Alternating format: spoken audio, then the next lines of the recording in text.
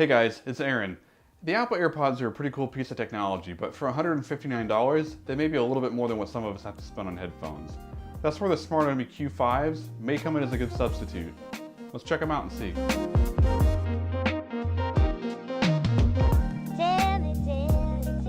As always, check the description box down below for the link to these headphones on Amazon in case you end up being interested. But before I get into the review, I just wanted to say thanks to Smartomi for sending me these Q5 headphones in for review.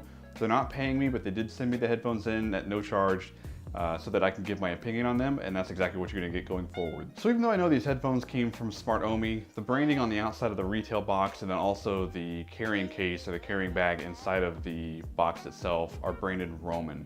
The typeface is the same as Smartomi's and the coloring is also the same, so I'm not for sure if there was a company rebrand at some point where they changed the name of their company, but I think that there may be a difference between some older stock and some newer stock. I'll cover that a little bit more in my video, but I just wanted to point out that there is a discrepancy between the branding that you're going to see in my video compared to me referring them to Smartomi, but it's not something that I'd be concerned about receiving different quality product or anything like that. So the headphones came with a carrying case, which is great because with them being not attached to any kind of cable or anything like that, it's going to be very easy to lose them. So it comes with a nice carrying pouch. It comes with a micro USB adapter where it basically has one USB type A to a split USB micro so you can charge both headphones at the same time. And it also comes with the appropriate paperwork. And then it also comes with two different sets of ear tips. So mine come on the headphones themselves. They have the ear hook style. And then there's also kind of a spring clip or a spring retention that I don't personally use on my headphones, but those also came in the box as well. So these headphones do have a gunmetal look to them, and then they have two textured buttons or multi-use buttons on either side. So there's only one button on the left, one button on the right, but they don't feel cheap. I mean, they're made out of plastic. There's no metal on them that I can tell, probably other than the inside of the actual speaker itself, but they don't feel cheap. They look pretty good, and they're comfortable. According to their Amazon listing page, there's some old packaging and then there's some new packaging. Like I mentioned before, I think I got the old packaging where it mentions Roman instead of Smartomi. But then the other reason that I think that way or feel that way is because that the new packaging on their page mentions 6 different pairs of ear tips, or I believe that they're supposed to be different sizes, small, medium, and large with the ear hook, and then also with the other retention earbud. Mine only came with 2, so I have one side of the ear tip or the ear hook, and then one side of the other retention. So if you get the Roman branding or you only get the 2 sets of earbuds, their page actually says that you can reach out to them and then they will go ahead and actually send you the tips that you should have gotten but didn't.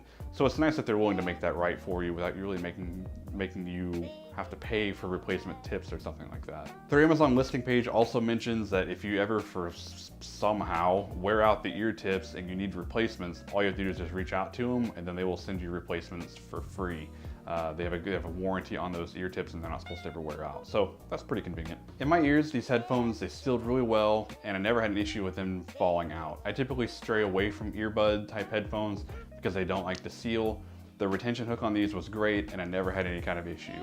With the headphones themselves sealing as well as they did, they actually did a really good job of blocking outside noise as well without them actually being noise canceling headphones. So it was nice, the seal was so good that you're able to block out keyboard typing or phones ringing or coworkers talking without having to spend a whole lot of money on noise canceling headphones, which typically wouldn't even block that stuff anyways. The battery life on these headphones isn't phenomenal, but that's not really a big shocker with these types of headphones simply because there's not a whole lot of room for battery without them looking completely ridiculous.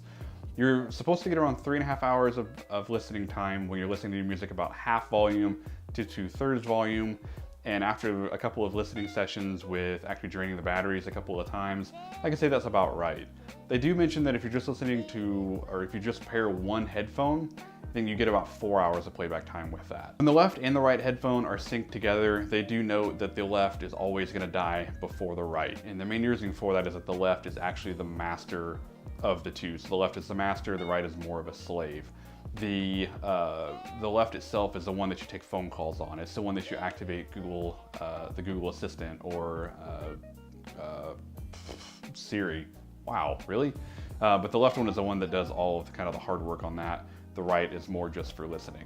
So when you're listening to them together, they die. You can actually unpair your phone from the headphones or just wipe it out of the memory and actually just pair it to the right headphone itself. And that's where you get your extra hour of playback time.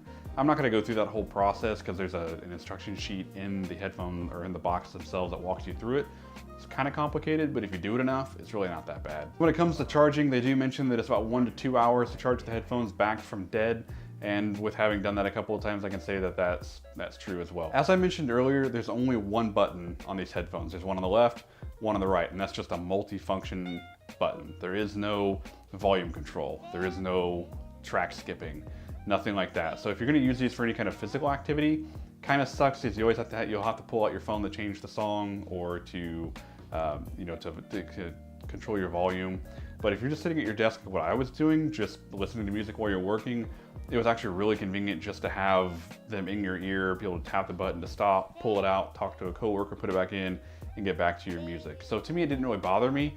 It just depends on your usage case, because again, there's only the one button. So even though I really just drove home the fact that there's just the one button, that one button can also help you stop and start your music while also answering and hanging up a phone call. So if you do hold down the button on the left headphone, like I mentioned earlier with it being the master, it will actually activate Siri, but then also the Google Assistant, which with using those, you can turn your music up, you can turn your music down, or you can skip tracks. And in the testing that I did, I only got, I have a Galaxy S8 Plus, so I only have the Google Assistant. I was only able to actually get it to activate with the screen on my phone on. The Q5s use Bluetooth 4.1, which gives them a range of about 10 meters or 33 feet. I didn't really test that to its max extent, but I did wear them around the house and then wore them at work, and I was, would leave my my phone in the kitchen while going to the living room, which I had a fairly open floor plan, so there's not a whole lot of wall in the way, but I never had an issue with them losing connection when I was in a relatively close area. For me at work, it was just walking around my desk. Never had any issues with that. So to me, range was never a problem. To me, for 40 bucks, these headphones sound pretty good. Are they perfect at the highs and the mids and the lows? No. Honestly, I don't really know exactly what all that means other than lows, I'm assuming, are bass, and highs, maybe vocals.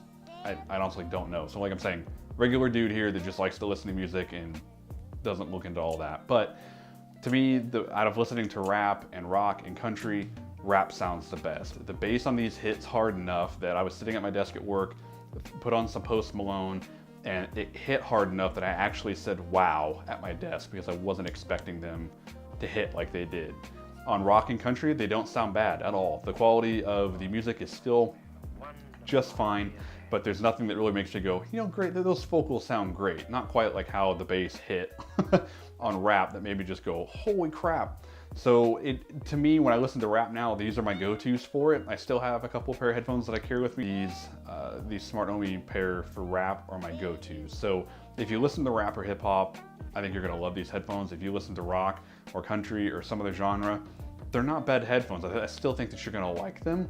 I just think that they're geared more towards the low end and hitting with bass. So that does it for my review of the Smartomi Q5 True Wireless headphones. And for 40 bucks, my rating on this is you really can't go wrong. If you're afraid of losing one of the headphones, or if you're afraid of breaking them, or losing them, for 40 bucks, it's not gonna hurt as much as if you bought the Apple AirPods and lost one of them and had to shell out 80 bucks or 160 to get a whole new pair. They don't have all the bells and whistles as the more expensive pairs, but for entry level and again for 40 bucks, you're getting really good sound, good build quality, and headphones that I honestly am recommending to all of my friends that I know personally that are looking into something like this, and then now I'm recommending them to you as well.